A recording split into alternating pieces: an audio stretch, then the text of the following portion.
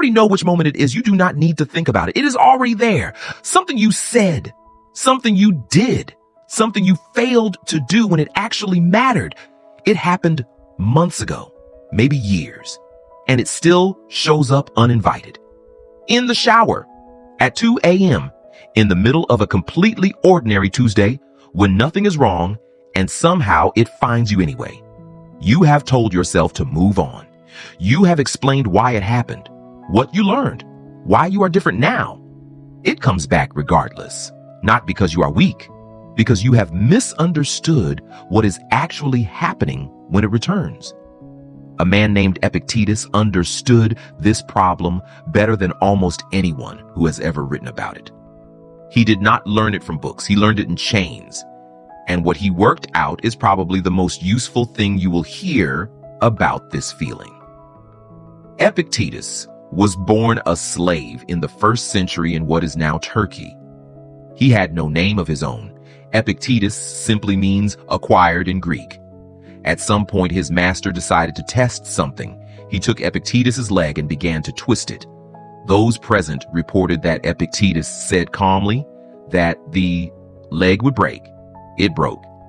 Epictetus noted that he had said so.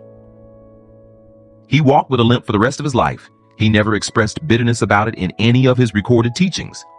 Not because he was performing composure, because he had worked out at the most fundamental level what belonged to him and what did not. He was eventually freed. He became one of the most sought-after teachers in the Roman world. Emperors and senators sent their sons to study under a man who had once been owned by one of them. Here's the mechanism behind the 2 a.m. replay. Epictetus wrote that men are not disturbed by things, but by the views they take of things. Not things. Views of things. The mistake you made is not what is keeping you up. Your interpretation of the mistake is what is keeping you up. Specifically, what you have decided it means about you, about your character, about whether you are the kind of person who does things like that. The event is permanently in the past.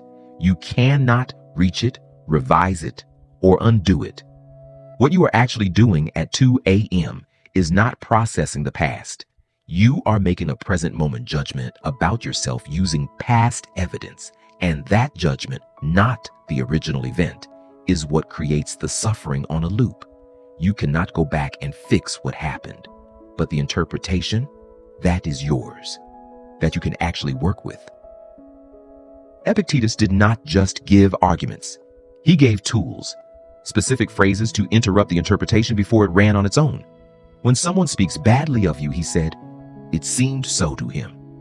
Not agreement, not suppression, a reminder that their judgment is their interpretation, not a verdict on reality. When something you valued is lost, he said, I have restored it. Not I have lost it. Restored, as if the thing was always held in trust and has simply been returned. The grief is real. The sense of permanent ownership was always the part that was not quite true. And for the specific feeling this video started with. When the replay arrives, when the 2 a.m. moment finds you on an ordinary Tuesday, he said, it is nothing to me. Not indifference, precision. This event is outside my jurisdiction. What I do with my interpretation of it is inside my jurisdiction. Those are two completely different territories. And once you confuse them, you will suffer indefinitely over things that are already finished. These are not affirmations. They are interrupts. Ways of catching the interpretation before it locks in and starts running automatically. Tonight when it arrives, do not try to stop it. Let it come. Then ask one question before the loop starts. What have I decided this means about me?